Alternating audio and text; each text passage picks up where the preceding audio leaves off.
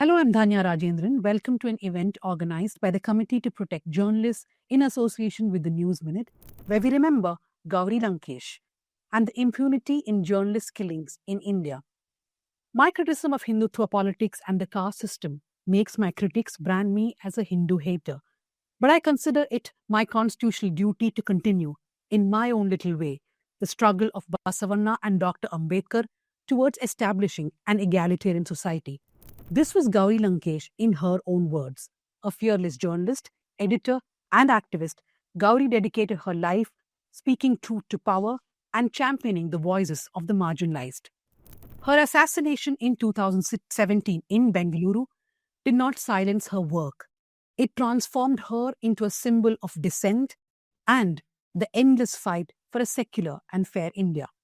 Today we'll discuss about Gauri Lankesh's life, her legacy, and also how impunity is growing within India as far as harassment and killings of journalists go.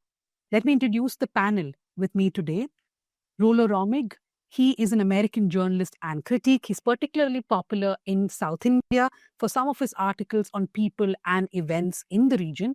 He manages Solutions Insights Lab at the Solutions Journalism Network, and he is the author of the Pulitzer Prize finalist book, I'm on the Hit List, which chronicles the life and murder of Gauri Lankesh. Welcome, Rollo, to the event. Thank you so much. I'm really happy to be here. Next on the panel is Asha Devi. Asha Devi is a teacher. She's also the vice president of the Sivan BJP Mahila Morcha. Her husband, Rajdev Ranjan, was a journalist who was killed in Bihar. For many years, Asha had been fighting against the powerful people who she believed was behind the killing. She wanted the case to be fast-tracked. Today, she runs a trust in Rajdev Ranjan's name. Thank you, Asha, for joining us. Okay, and in the studio with me is activist, a very familiar face for people in Karnataka and Bengaluru, writer, and a very close friend of Gauri Lankesh, Mr. Shivsundar. Okay. And finally, I want to welcome Ben Lee. She's a regional director of the Asia Pacific of the Committee to Protect Journalists. She began her career at the award-winning independent Malaysian news website called Malaysia Kini before going on to work for AFP and the Thomson Reuters Foundation. She's reported from Asia for over 2 decades. Welcome to the event. Thank you. I think first we will just talk about Gauri, her legacy, and what that symbolizes. I'll go to Rollo first. In your book, you have said that a lot of people that you met over the course of writing the book, they would often describe Gauri as a free-spirited, fair-minded, and fierce person. In fact, your book, I would say, is not just a biography of Gauri, but it frames her work vis-a-vis what is unraveling in India, right? And how journalists are being treated. What are your own reflections on Gauri's journey? She did have a really distinct journey as a person and a journalist. And that was one of the things that interested me the most in writing about her at book length. You know, all those qualities you described her as having, free-spirited, feisty. She always had them, you know, from when she was young, but her attitude towards journalism and her attitude towards using journalism to speak out about how she actually saw things really evolved over time. When she started as a journalist in her early years, she was a much more conventionally minded journalist with, conventional attitudes towards neutrality and that sort of thing. But over time, especially as she started writing in Kannada instead of English, her experiences as a journalist and increasingly as an activist really radicalized her and made her much more, not just willing, but she insisted on speaking out on what she saw as the result of everything that she was learning. So she paid many, many prices for this. She was attacked in pretty much every way a journalist can be attacked. But she believed very strongly that once you've come to a conclusion as a result of your research, as a result of your reporting, it's very important to speak out and say what you really see. Yeah, and it's it's in a lot of ways mirrored my own kind of journey as a journalist. So I've actually found her example very, very inspiring in my own life. So one word that Rollo used, Shivsundar, is that she paid the price, right? I mean, in the book itself, he chronicles how revenue-wise also she was hit very badly. It was very difficult to run the newspaper. You have seen her journey. You've been with her. In fact, that very day, you did speak to her in the morning. in the morning. Yes. So tell us, how did you see her journey, her courage, and what she really stood for? Yeah.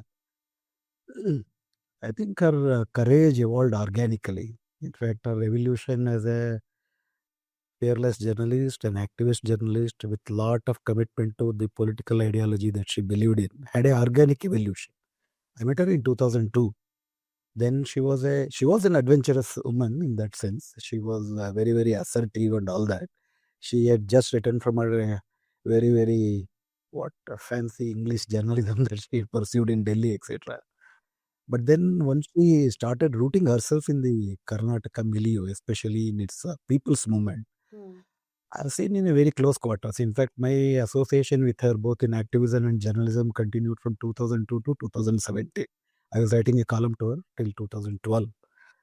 So her opening up to the new challenges and understanding with compassion, with empathy and sympathy, and that made her Gauri. In fact, I would take this opportunity to strongly recommend Rollo's book. In fact, that is not just about Gauri, that's about making of Gauri. Making of Gauri in the times that we live in. In fact, in that sense, I always say that the transformation of Gauri from a kind of journalist into a kind of activist journalism with very deep compassion to the people is a kind of hope. Is a kind of hope that this is a possibility. So I think that courage was very, very organic to her. It was not just self-imposed. It was not just purely ideological driven. Of course, it was very political. It was political and ideological. But that evolution was very organical because her persona itself actually was molded in that process. I can cite in the course a lot of the examples in which how she actually was before and was transformed into a new human being. I think that is the hope. In fact, I would say the struggles that she actually engaged herself in, which was very challenging, which was very, as she had to pay a lot of price. Correct. Especially the stand that she took on the question of Naxalism. In fact, she was actually one of the important person, along with Doreswamy and A.K. Subbaiah, to negotiate with Naxalism. In fact, there was one great Naxal leader by name Saket Rajan. Incidentally, that person was senior to Gauri Lankesh in Delhi JNU actually. She realized it later. He was assassinated by the police in 2005. That was a great challenge. The whole prior to 3 days till after this murder of Saket Rajan, the whole Kannada press was very sympathetic because there was a brutal murder. But later on, Naxalists took revenge in some remote place in Pavagada and the whole situation became very topsy-turvy. But she continued with whatever conviction she had about the causes that they pursued. She did not actually compromise. These are some moments of crisis, It is the crisis that defines one personality. We can say a lot of things, but when there is a personal crisis, because the stand that she took, that Naxalites have a very, very genuine demands, but their path is wrong. But just because of one incident, you cannot just do away with their demands. But for that, her brother was the editor and she was thrown away from her own. We did not know that he was the owner. We thought she is the owner and editor. Then only we realized that he was just an editor, paid editor in a institution that was built by her father. So she didn't actually deter. I was told that there was a commercial digital media had given her a lot of opportunities to come back. She would have been in a 6-digit margin of salary by that time. But she was stubborn, she was adamant, and she said that I will continue with this. And that's how the new Gauri Lankesh Patrika came up. So these are the moments how she actually, her adventurous and committed persona, her political ideology, and her own self, that evolved. That brought her, gave a lot of courage.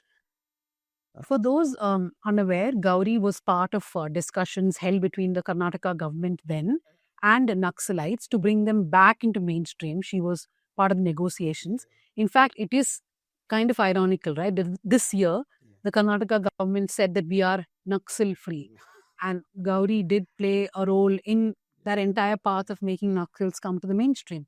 I want to go to, I need to go to Bay now. I want to ask you, India is ranked 151 in the World Press Freedom Index.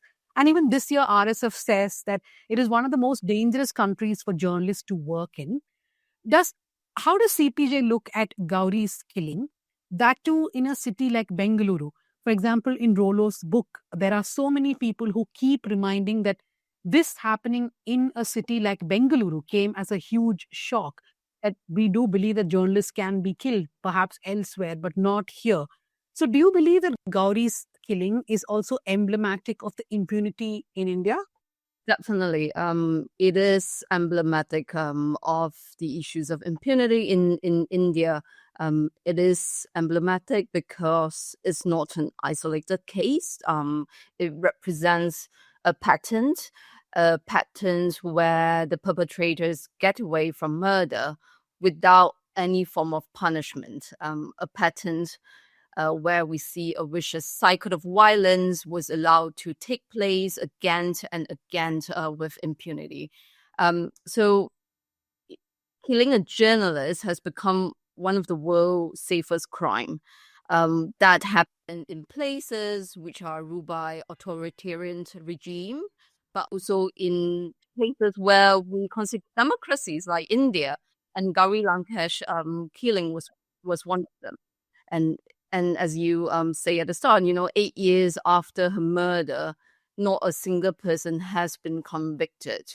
So we have to remember this was a very brazen attack where she was shot and killed outside her home as she returned from work. But all the 17 accused are all out on bail right now.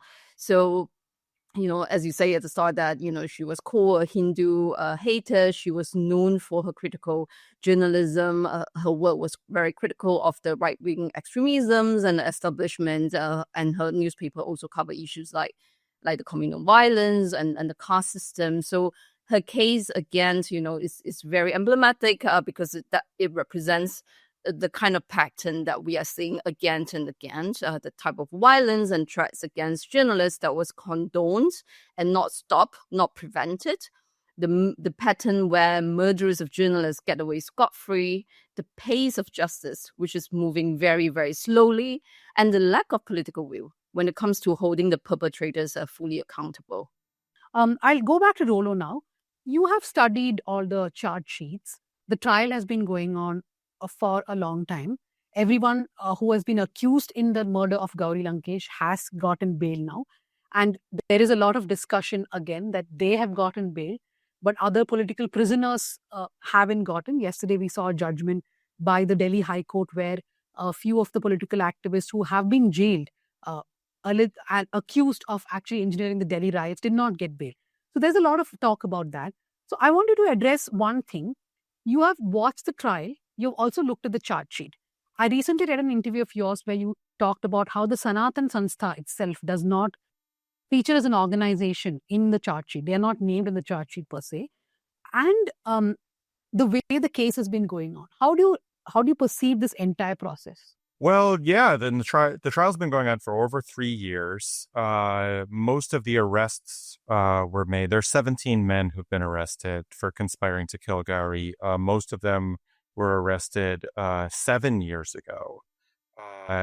So it's been quite a long time. It's unfortunately not unusual in the Indian justice system. But I think the important thing to note is that there are so many different ways to delay and derail a trial that look perfectly legitimate, that look like the system as it's supposed to work. And the lawyers for the accused in Gauri's case are very talented at employing all of these techniques for delaying the trial. And, the government doesn't want to make the appearance of interfering with the trial, but they don't need to. They can be very subtle about slow walking the trial. I'll give you an example. A couple of years ago now, several years ago, there was this attempt to remove some of the charges from the accused. They'd been charged under Karnataka State's organized crime law, which is one of the things that made it possible to try them all together, all 17 men. And if these charges were stripped from them, it would massively undermine the trial. It would mean that they would probably all have to be tried individually. It would be much, much more delayed even than it is already. And there was a deadline where the state government, which at that time was a BJP government, had to simply file its own case against removing the charges, and they completely missed the deadline. And it's such a bureaucratic way of slowing things down. You know, they didn't have to come out overtly and shut down the trial. They could simply fail to file some paperwork. And it's so, even the explanation I gave just now is such a boring explanation, right? It requires all these, you know, explaining all these details. I felt bored explaining it, and that's deliberate. They want the explanations for why things are slow to be very boring and bureaucratic. And so it's not convincing, it's difficult to talk about, but then the end result is that the trial is much slower. And there's so many examples of this all along the way. So there's so many ways that you could point to the process in Gauri's case, the police process, the judicial process, and say, this is the system as it's supposed to be working. It's working in her case. It's just very slow. But the system is fundamentally broken. And the system working as it's supposed to work does not result in justice. Okay. Asha ji, आप मुझे सुन सकते हो? Yes, ma'am. So you have spoken of a hit list, which was maintained by the MP Shahabuddin. You've spoken many times about it, and आपने ये hit list के बारे में बहुत बार बात की है, और आपने अभी देखा कि रिहा भी कर दिया है ये जो मास्टरमाइंड है इस किलिंग में. तो आपका क्या एक्सपीरियंस रहा है ये जुडिशियल प्रोसेस नेविगेट करने में? कितना डिफिकल्ट था ये आपके लिए? मेरे लिए डिफिकल्ट तो बहुत था, और मैंने बहुत ही मैंने ज़्यादा ट्रस्ट करके मैंने सीबीआई जैसी जांच एजेंसी को मैंने ये केस सौंपा था कि मुझे पूरी तरह से न्याय मिल पाएगा. लेकिन अभी जो 30 अगस्त को जो अदालत का जो फैसला आया, उसमें 3 लोगों को कल्प्रेट ठहराया गया और 3 लोगों को बरी किया गया, तो ये मेरे लिए बहुत ही अफसोसजनक बात है. तो आप थोड़ा एक्सप्लेन कर सकते हैं कि इतने सालों में क्या हुआ, कितना डिफिकल्ट था ये जुडिशियल प्रोसेस फॉलो करने में, और जो लोग आप जो समझते हैं कि जो लोग इन्वॉल्व है इस मर्डर में, उनको इस केस में नेम करने के लिए भी आप बहुत डिफिकल्टी था ना? Yes ma'am. सबसे पहले तो हमारे यहाँ की सिवान की लोकल पुलिस ने ही इसकी कुछ इंक्वायरी वगैरह की थी, जिसमें कि जो जितने भी शूटर वगैरह थे और उनको हेल्प करने वाले जितने भी लोग थे, सभी को अरेस्ट किया गया था, उनके लोकेशन ट्रेस करके. उसके बाद से फिर सीबीआई तक पहुंचने के लिए मुझे बहुत मुशक्कत करनी पड़ी, बहुत मेहनत करनी पड़ी. इसके लिए मुझे दिल्ली तक जाना पड़ा, और उस समय होम मिनिस्टर श्री राजनाथ सिंह जी थे, तो उनसे मैं जाकर के मिली और उनसे मुझे रिक्वेस्ट करनी पड़ी कि मेरा केस सीबीआई को सौंपा जाए, क्योंकि मुझे बिहार की लोकल पुलिस पर मुझे ट्रस्ट नहीं है, और इसलिए फिर मुझे दिल्ली तक जाना पड़ा, और फिर ये केस सीबीआई को दिया गया. लेकिन सीबीआई को देने के बाद भी मुझे काफ़ी मुश्किल का सामना करना पड़ा. इसकी इन्वेस्टिगेशन के तहत मुझे बहुत ही एहतियात बरतनी पड़ी, और फिर सिवान से लेकर के मुजफ्फरपुर कोर्ट तक, अदालत तक मुझे जाने आने में, और फिर इस केस की इन्वेस्टिगेशन में जो भी बातें जो सामने आई हैं, जिन लोगों का नाम आया, फिर उसके बाद मुझे और ज़्यादा इसमें दिक्कत का सामना करना पड़ा, क्योंकि एक तो डर भी था कहीं ना कहीं कि मैं सीबीआई के पास जा रही हूँ और मैंने एफआईआर वगैरह कराई है, तो काफ़ी मुझे, मेरे लिए और मेरे पूरे परिवार के लिए एक डर का माहौल था उस समय कि कहीं फिर नेक्स्ट घटना भी ना कोई घट जाए मेरे परिवार के साथ. Shivsundar, I want to ask you, what is the kind of social and political protection that these people get? Because it is not just Gauri's killing, right? We have seen Pansare, Dhabolkar, and Kalburgi killings. What is the kind of, in fact, I asked Rollo also the same thing. The Sanatan Sanstha is not even implicated in many of these cases. Any of these cases, actually. That particular thing has a legal explanation because you cannot prove the institutional participation in the killing. Correct. All the 17 are directly or indirectly inspired by the Sanatan Samstha's ideology and philosophy. That can be proved because the charge sheet says that in all their dens, they could get Sanatan Prabhat and Kshatra Dharma Sadhana. These two are the important their publications which gives an ideological program. See, in this whole journalist murders, you can make two patterns. One is for the revenge. There is a anti-corruption, RTI. These things are revolving around a particular person or a power holder. These are the Gauri, Kalburgi and Pansare kind of thing is a ideologically motivated, a political project with a political assassination. When there is a political assassination, there is a political justification to that. There is a whole ecosystem which actually completely endorses this kind of killing. Of course, for the namesake, they would say that no, killing is not the answer, but then what should we do? These are the things, In fact, immediately after the killing of Gauri, just 1 hour later, there was a Twitter made by a very notorious editor of a Kannada newspaper by name, I can take his name, Vishweshwar, but he said that if Gauri had not killed by this Gundu, in Kannada Gundu means two things. Gundu is one liquor, another Gundu is the bullet. If Gauri was not killed by this bullet, this Gundu, she would have killed by that bullet. She's a drunkard and she would have been killed.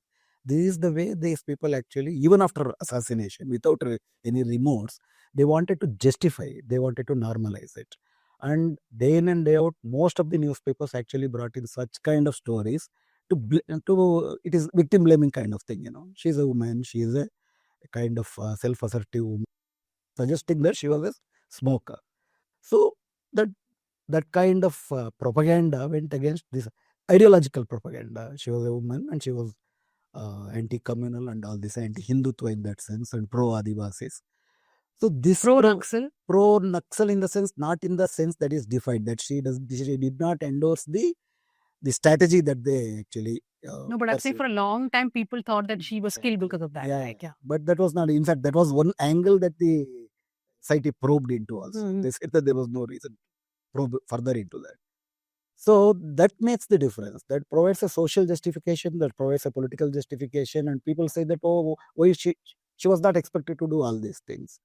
So that gives a kind of normalcy to these kind of killings. And of course, even though they're all the four, in fact, the 18 accused, 5 to 6 of them are common factors in all the 4 other murders also, right from Pansare to Dabolkar to Kalburgi and these people. But then again, institutionally, you cannot implicate them. That is the problem. Yeah. I'll just come to, I just want to add one point. After Gauri was shot dead, I, as a woman journalist myself, I was so shocked at the kind of reactions. And I remember discussing in the newsroom that anybody is murdered tomorrow, there will be 100 people to justify any kind of murder, right? Especially that of a journalist, there'll be people to celebrate. It was actually a rude wake-up call, I felt.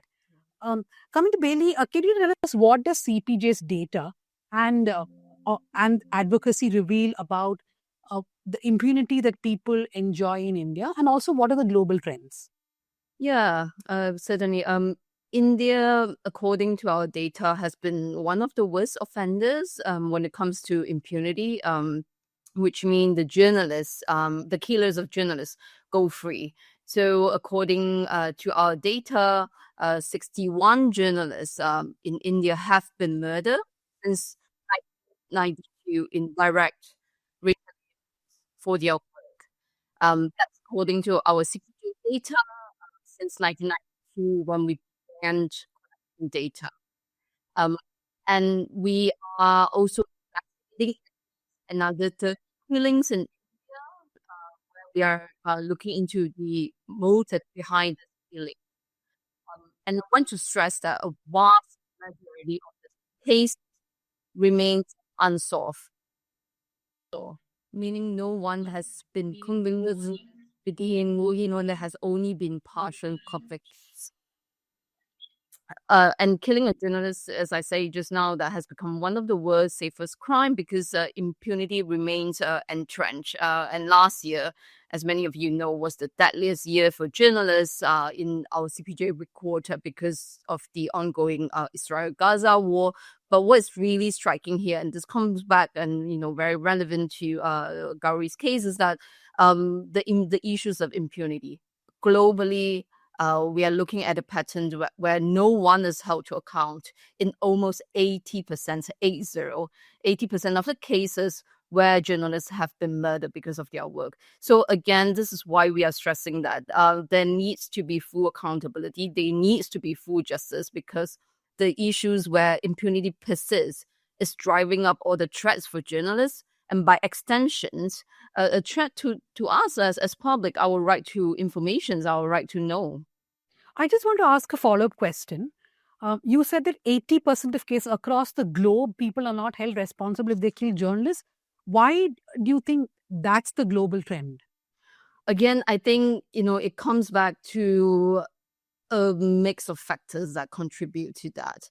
The very weak investigations, the lack of political view, and in some cases where there's also state and non-state actors which were involved in killing of the journalists. So I think, again, this is what we are seeing in Gauri's case as well, is that although the suspect were brought to trial, but as Rollo mentioned just now, it's been so slow that some paperwork is not done. People are losing interest after 8 years. The fact that people don't really know what happened. So it's again up to us to keep speaking up about these cases, to keep reminding people about Gauri's work, about the danger that journalists are facing for reporting the truth and reporting the facts here. Yeah. You want to say something? Yes. No, not about this. Gauri's trial, there is one peculiar thing I wanted to bring to your notice. See, till 2022, she was killed in 2017. The charge sheet was filed in 2018. On the part of the executive and the prosecution, there is not a big problem. But between 2018 and 2022, there was a delay by the government itself. Then it was a BJP government. But 2022, the trial started. Then it became the responsibility of the judiciary. We see the judicial non-cooperation here completely. After that, once the charge sheet is filed, when the public prosecutor is the same. What do you mean by judicial non-cooperation? See, first thing, they are allotting only 3 days in a week. 3 days in a month, or at the maximum 5 days in a month. They have actually allotted a judge who is also having administrative responsibility. Is the principal judge. There is some nomenclature to that particular judge who cannot manage. It is personally impossible. They could have allotted a separate judge for that matter. Then there has been this long pending demand for a speedy trial and a special court. In fact, after Siddaramaiah government came to power, they actually, as a complaint, Kavita Lankesh, the sister of Gauri Lankesh, made a representation, and that was duly forwarded to judiciary. Then the judiciary have responded, and the law minister has shown it is duty bound to show it to the complainant Kavita Lankesh, where judiciary says that it is not possible to give a speedy trial and constitute a special court.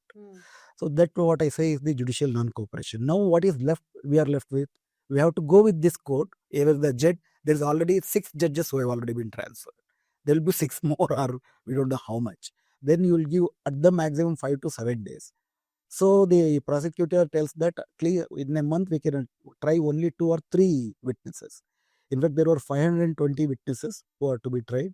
Because he insisted that there should be a speedy trial, he has said that he will not try some 150 witnesses also. Still some 100 witnesses are to be tried.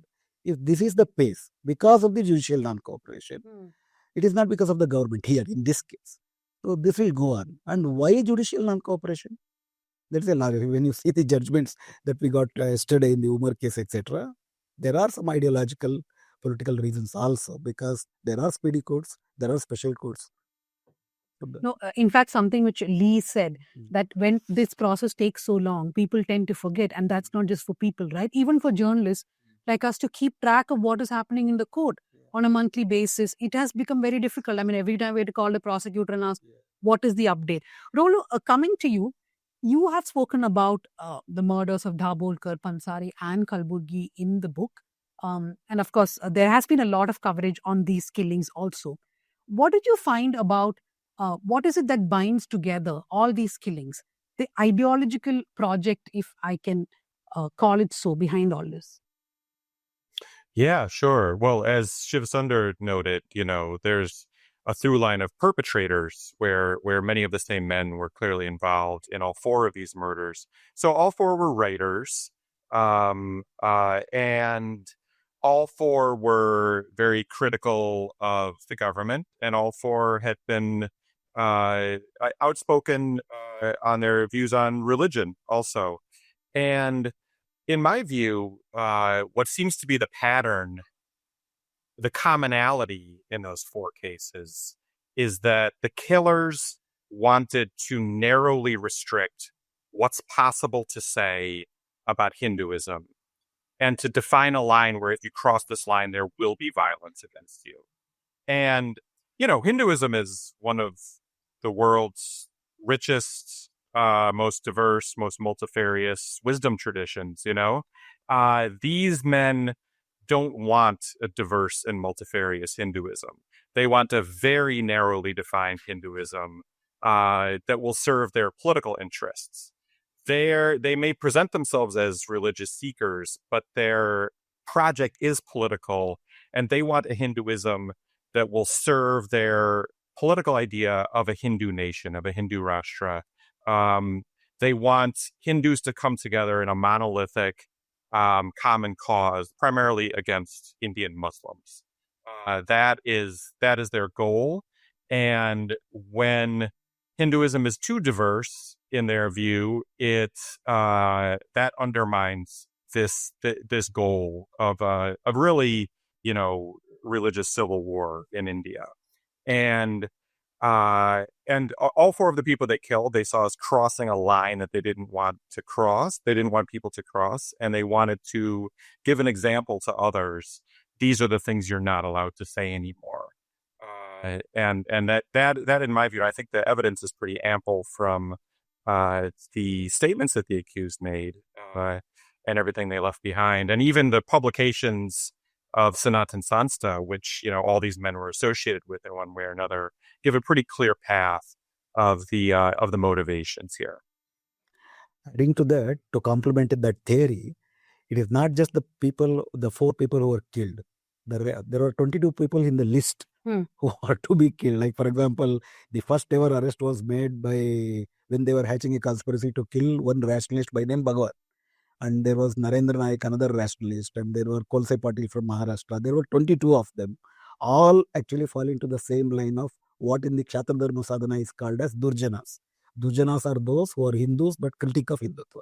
So that is the commonality. Now, I remember one criticism that people were invoking at that time is that Gauri used to write really critical things, very harsh things in her newspaper. So that's, in the book also, Rollo, there are a couple of people who tell you, right, that look, she was very harsh, not like usual critics of the right wing. Almost uses an excuse that then it's okay, right?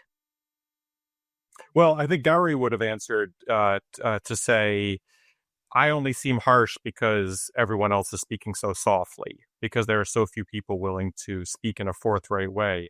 And look, she was definitely very outspoken.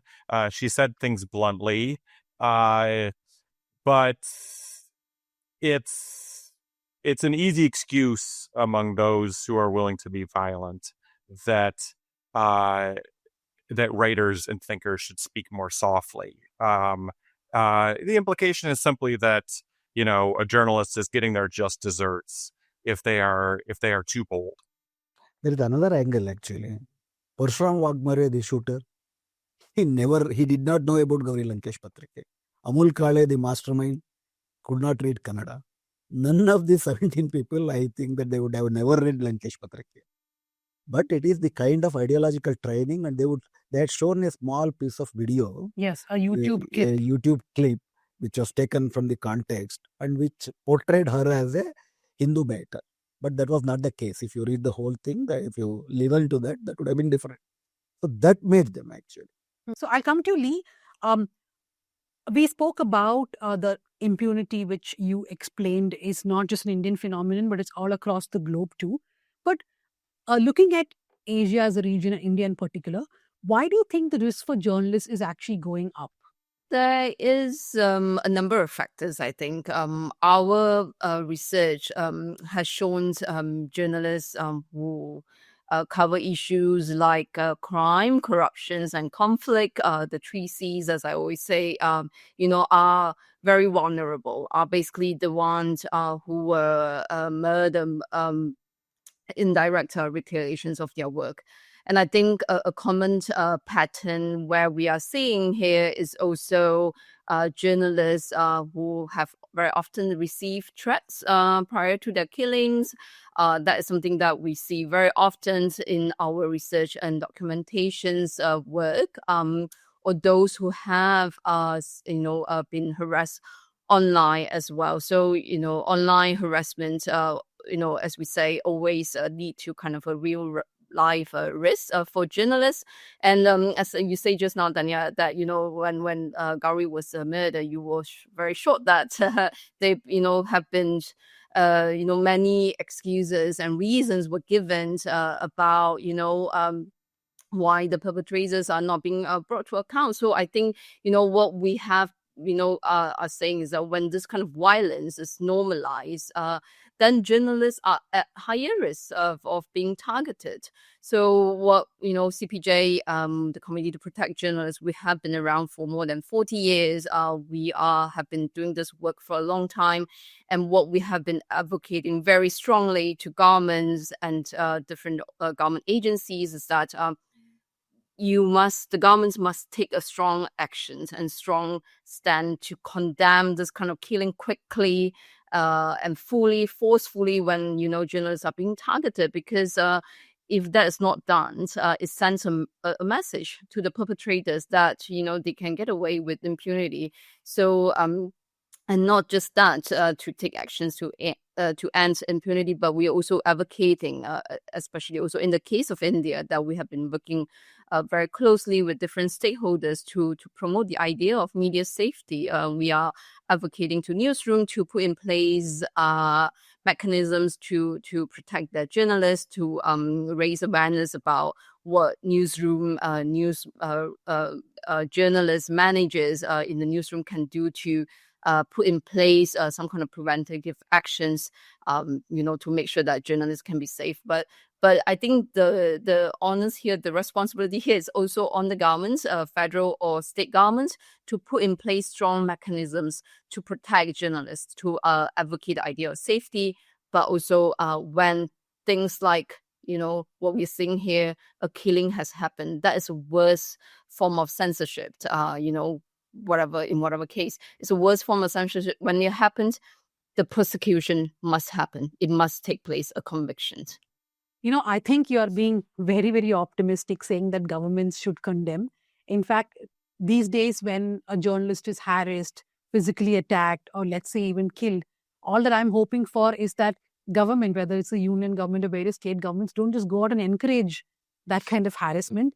I think asking them to condemn is become a process that I don't think we in India think it's become it's realistic anymore, right? Because most times political parties, especially the one at the center, is encouraging of this kind of violence. So I want to come to you, Rollo.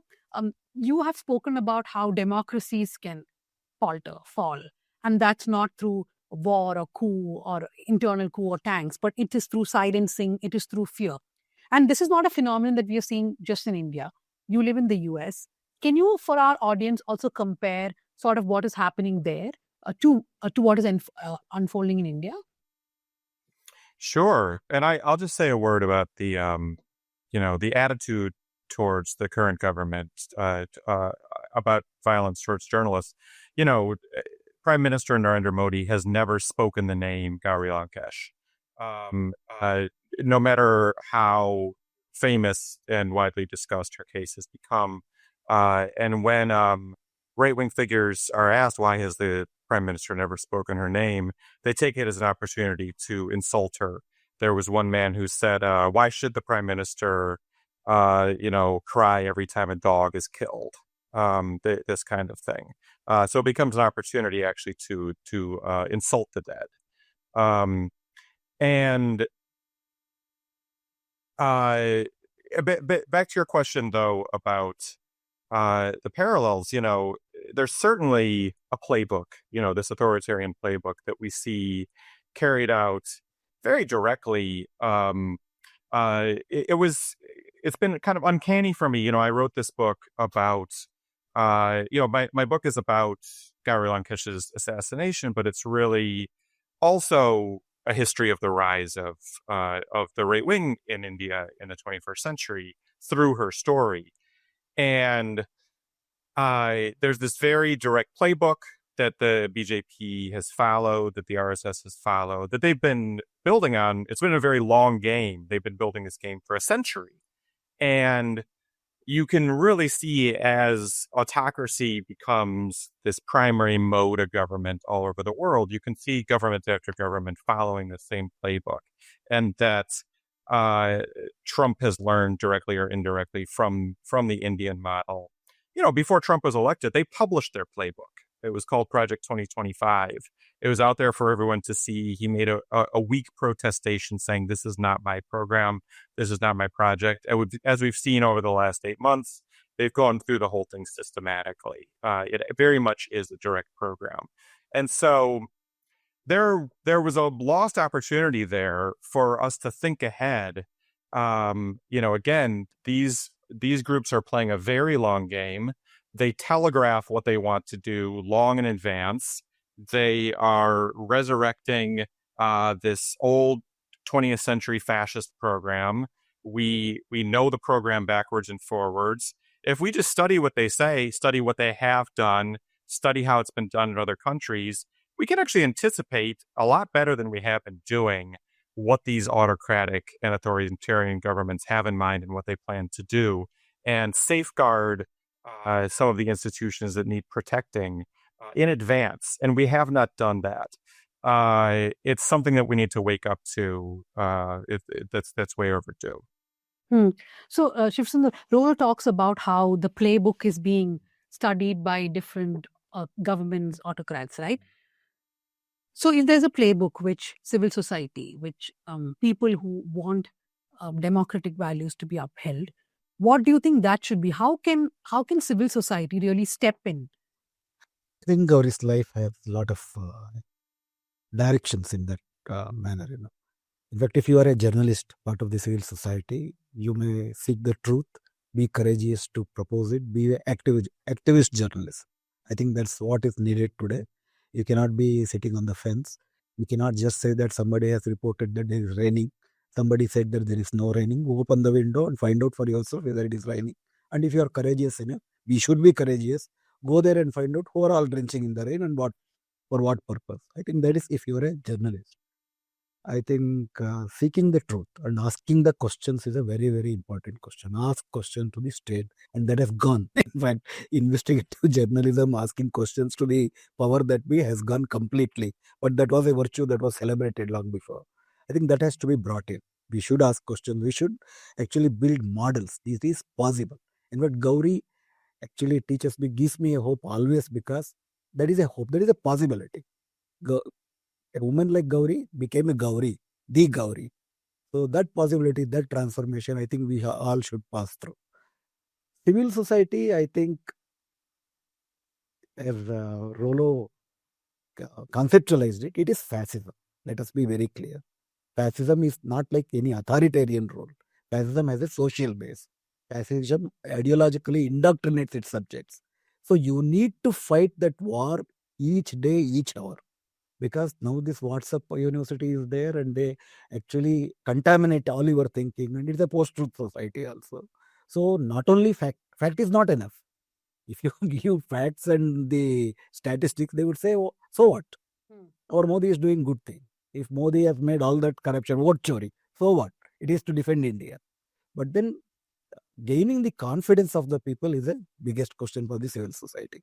You cannot be away from the people, from the political No, but the question is, how can civil society also help in protecting those journalists, right? We do have people who still speak truth to power. Yeah. How can that happen? Because the discrediting of media is a worldwide phenomenon. Exactly. I think whenever the media as a organization or the journalist as an individual are in the great distress, I think civil society should come to their help. At present, we are facing this great challenge of actually surveillance of all this. We yourself and myself are also facing the question this Dharmasala context, etc. I think there should be a civil society initiative to protect the whole institution as an independent media. I mean, when there is an attack on a particular journalist, civil society should get up and protect them in all possible ways, giving moral, ethical help, giving financial help, giving legal help. I think that vibrant civil society is very much necessary. That vibrant civil society can only be constituted with Gauri actually tried by becoming model. I think that is required. I'll just go to Lee again. Lee, we did speak about global trends and about how there is similarity between what is happening in India and other countries. But if we stick to India and Asian countries, why do you think there's a lack of accountability? And we are a very vast country. Like sometimes people ask us, like people ask me, for example, why is India so low on the press freedom index? How can we be together with so many other countries which see much more killings of journalists, etc.? And I sometimes believe that's also because of the scale, right? We're such a large country with so many media houses spread across states, and there are all kinds of harassment of journalists. But why do you believe that accountability is so low when it comes to harassment and killing? Yeah, well, exactly as you say, I think of course, India is the world most populated country, and that presents in itself the problems when it comes to tackling these issues. But definitely it can be done, and I want to respond to your earlier questions, your remark that indeed, I'm quite optimistic sometimes. Why I have to remain optimistic, when you say India, we are lucky as long as the government doesn't encourage this or spreading misinformation against journalists. But I think India is the world's largest democracy, so it really has an outsized influence. Whatever India does, other countries are watching, and I think India wants to present itself as a leader of the global South, a leader as the world's largest democracy. It really can set a really strong example when it comes to protecting journalists, when it comes to upholding press freedom, because if you want to live up your, the country's reputation as the world's largest democracy, those are the certain, basic criteria that we are looking at. But unfortunately, yes, at the moment, India, when we are looking at accountability, the issues of accountability that you're asking, when it comes to the murder of journalists, India has been one of the worst offenders. And when we are looking at the patterns and statistics, what it tells us is also that if anyone is held accountable, it's usually the gunman, the higher gunman or the hit squad, the mastermind, almost never being brought to justice. So this is very much in line with the regional and global trend that we are seeing. So Asha is here. Of course, I think just over the weekend, we saw a ruling in the killing of the Rajdev Ranjan's case after 9 years, where 3 men, including the shooter, were convicted. But 3 others were acquitted at the same time, including the suspected mastermind. So again, this is where we call on, the governments, in this case, the Indian authority, to really prosecute all those who are responsible for the killing of a journalist.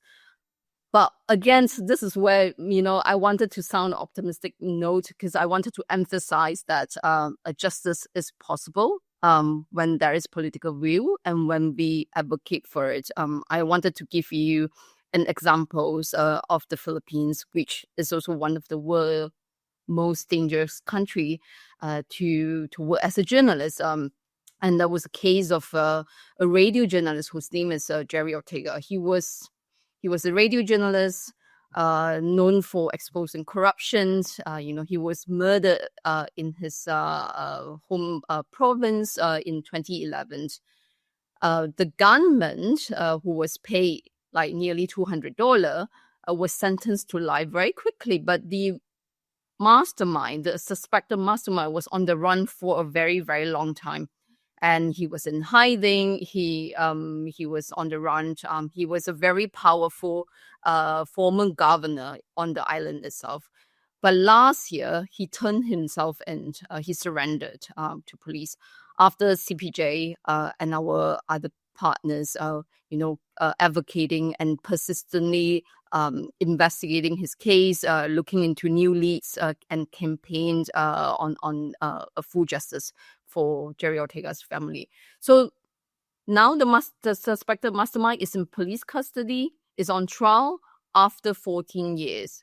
So although we are not there yet, but the prospect of justice is closer than ever for the family. So again, I really want to emphasize the fact that until the real mastermind is brought to justice, the killing of journalists will continue to create a chilling effect on the wider media industry that includes, you and I here, who care very much about this profession. Yeah, justice is possible when political will is there, Lee says. And I do agree with that. And that is the reason why we have to keep asking for that political will. Rollo, we'll wrap up the conversation with one last round of questions to everyone. What I want to ask you, there are really two parts to it. One is that while writing this book, and of course, during your travels in India, you've spoken to a lot of journalists. What do you think is their sense of vulnerability? How vulnerable do most people feel, especially those who are doing political reporting?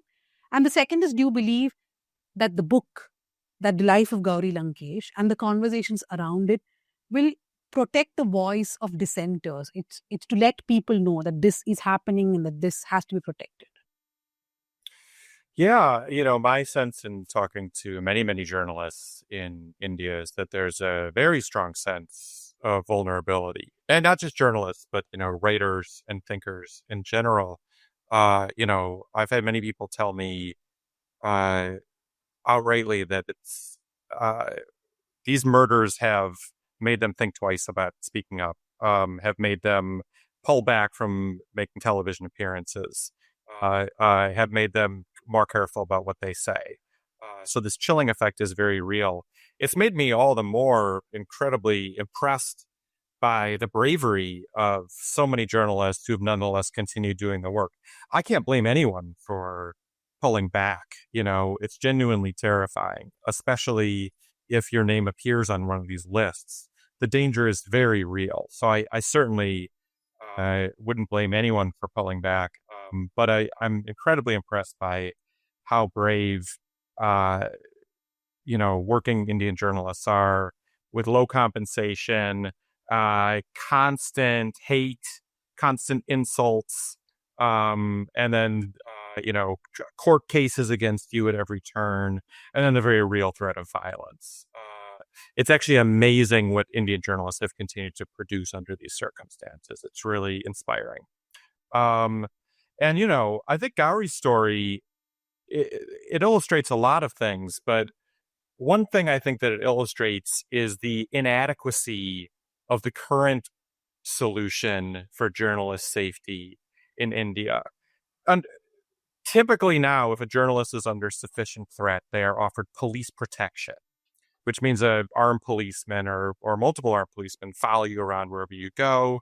And Gauri was offered this at one point. She understandably found it completely unacceptable. She said, I can't go around as a journalist interviewing people and have a policeman following me everywhere. It just doesn't make any sense. She couldn't think of doing her job that way. And furthermore, she has to write about the police. She has to write critically about the police. How can she do that effectively when she's got a policeman following her around at all times? And I've seen this in action. K.S. Bhagwan is who, as Shivsundar noted, was the next person on the list who they planned to kill, did have police protection. And, he never goes anywhere without a policeman at his side. At his house, there's two policemen, like with a sniper's nest set up. waiting to protect him. That's an extreme limitation on your freedom of movement, on your privacy. And in general, we just rely too much on the police to do tasks that could be done by many other people. You know, the police are the armed force of the state. If we're lucky, they're working in our interest, but their primary interest is in supporting whatever the state wants. And I think that there's an opportunity here to come up with imaginative new systems for protecting journalists, for looking out for journalists, for guarding journalists that don't rely on the police. Because for many journalists, that's just an unacceptable answer. Thank you for that. I want to just ask Shivsundar, again, two small parts. One is a chilling effect that Rollo spoke about. Do you see that growing amongst writers, activists, thinkers? Today morning, I got a call from a very worried NGO person who said that their name is appeared for some probe, but they have nothing to do with the issue. So is a chilling effect growing? And as Gauri's friend, what would you want young journalists to take away from her life? Yeah, the first part. Chilling effect is, of course, there. There are two parts. One is the police threat. The other is the social threat. In fact, that is what is fascism all about. You know, you have social organization someday, and there is campaign, trolling, these kind of things, you know, that actually intimidates journalists. That is there. But in spite of that, I think I should say, at least in Kannada journalism, Kannada media world, there are many brave journalists, syndicated kind of enterprises are there, and individual journalists. They are taking bravery, and they're all inspired by, to an extent, by Gauri Lankesh also. I think that's what I would say to the young journalist also. Seek truth, ask questions, open the windows and find out what is the truth. I think that is very much necessary, not just to protect journalism. Journalism is a reflection, it is a mirror. To protect the society that we live in today. That is, when fascism is talked about, it is about degeneration of the democratic institutions and degeneration of democratic value systems. And that percolates, that molecular permeability, you know, even to the last man or woman. That is to be a constant protest against that and build alternate values. That fight should continue on. Is there any example from Gauri's life that you can think of where she was under tremendous pressure, but then she would just go on? One situation I can just remember, when there was this one encounter, she went on a fact finding, and she was already known for her pro-Naxal image, etc. And her car, where there were many teammates, no, such fact finding, that was surrounded by very, very ferocious right wingers. And that video is there. She was not deterred at all. She was very calm, composed, and she was reasoning with them. I am not actually protecting the strategies, but they are raising this question. See, there is an Adivasi. Should he not be protected of entering into the forest, etc.? And slowly they were just kept quiet. The other incident is she was invited to speak in Kannada Sahitya Sammelana. There is one annual event that is organized, quasi-government organization, Kannada Sahitya Parishad organizes that. And she was to talk about Kannada Sahitya, that is literature and progressiveness. And there was a big protest against Gauri Lankesh by organized protest. That was the BJP government, and a progressive writer was heading that. And she spoke. She was not a good speaker, by the way. She could not speak for continuously 10 minutes. But she spoke for 20 minutes relentlessly, stating her facts and explaining the differences between supporting the Naxalite strategy, supporting the Adivasi rights. And she would say that even if you still want to call me an Naxalite, Basavarna is an Naxalite, she said. And she ended. Such a composed she was. I think a lot of examples I can. No, when you're talking about Gauri and the car example, I was thinking of what Rollo wrote, that other than fearless and all that, people also used to call her Frey because of how she looked, right? So I was just thinking of that image of Gauri really sitting in that car and fighting and trying to talk to those people. Lee, if I can come to you, you did speak about what you believe the government should do when there are cases of harassment against journalists, etc. But what would you say are immediate, urgent steps the government should take? And I want to just bring in one point here.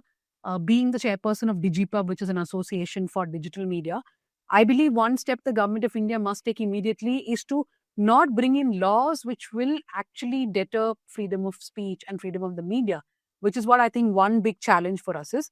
But as far as CPJ's perspective goes, Lee, what do you think should be done? And particularly in Gauri's case? Yeah, no, I agree with you that government, of course, must not introduce any sort of legislations that will deter freedom of speech and the way that journalists can work freely and safely.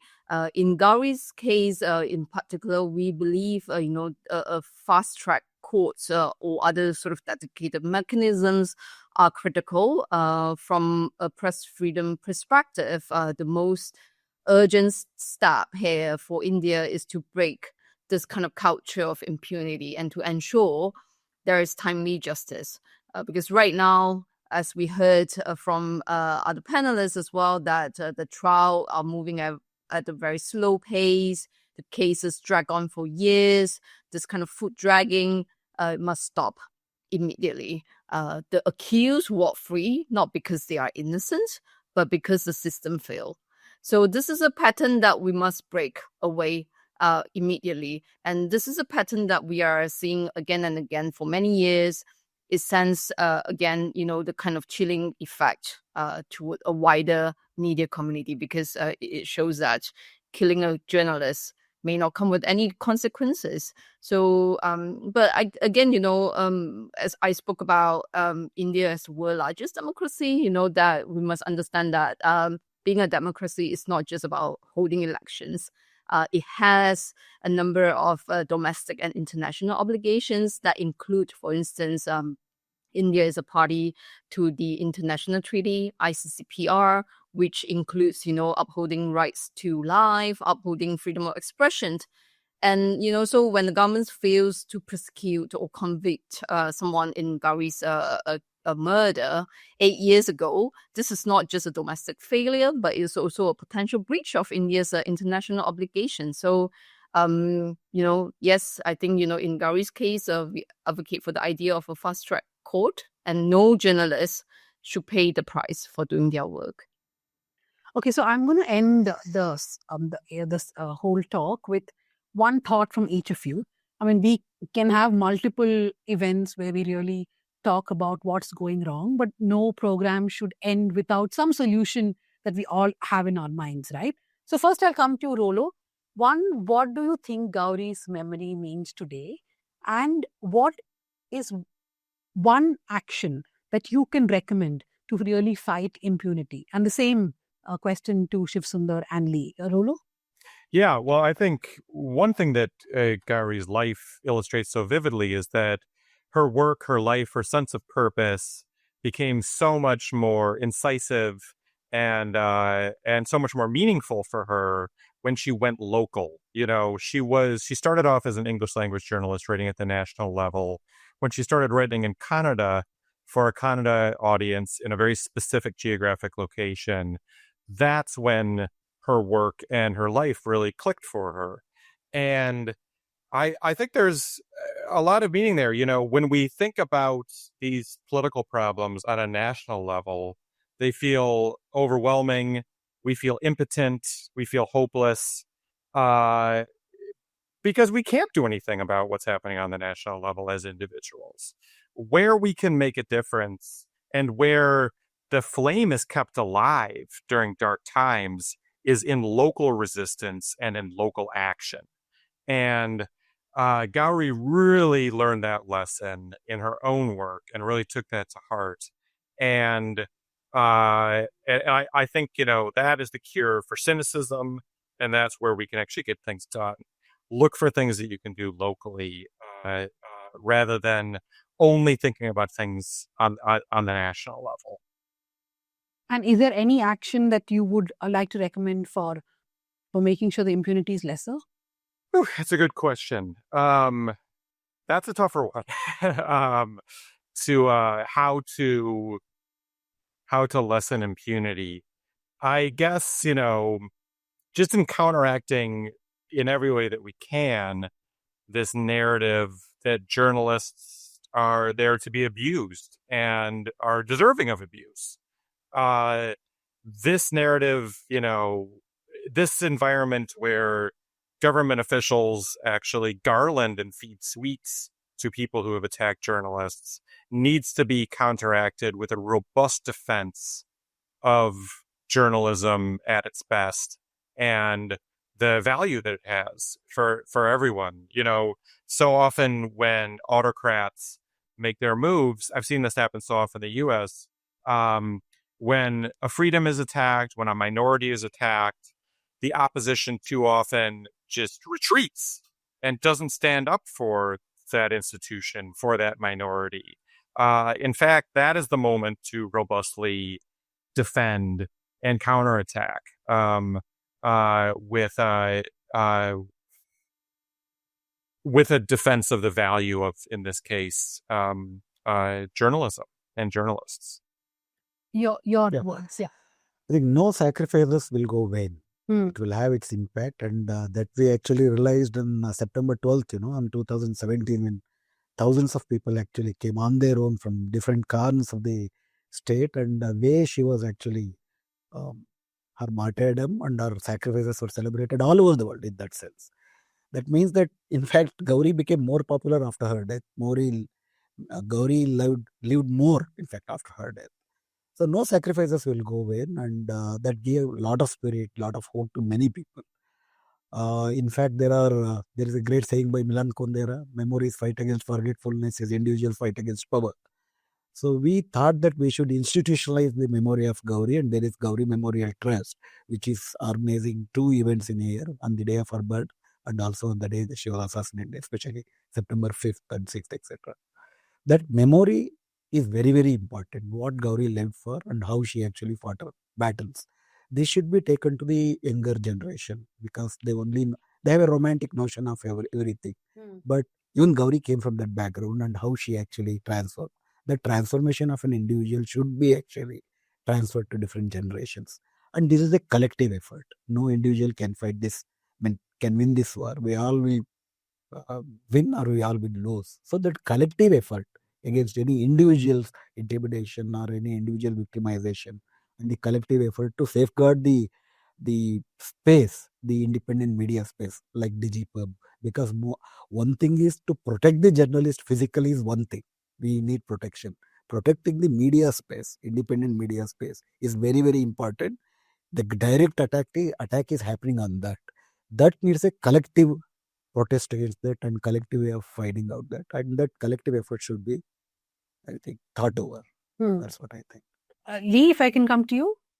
Yeah, I have never met Gauri, but based on, just hearing the three of you describe your memories of her, how she was, I'm so moved and so touched, honestly.